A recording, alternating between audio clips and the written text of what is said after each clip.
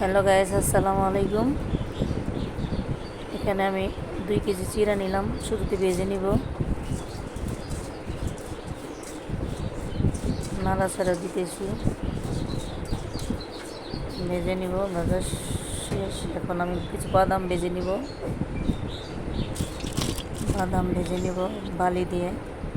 এখানে আমার নারিকেল গুড়, একসাথে কিছু পাটা গুড় গালানো দিয়ে দিলাম। এখন আমি কুসুলের গুড় দিয়ে দিলাম। হালকা একটু পানি দিয়ে গালানো হয়েছে, আগে চুলায় দিয়ে দিলাম।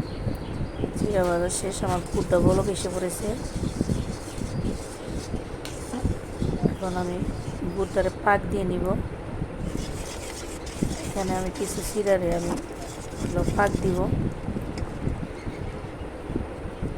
এখন গুড়টা আমার হয়ে গেছে। এখন আমি চিরাটি নেড়ে চেড়ে গুড়ের সাথে মিশিয়ে নিব।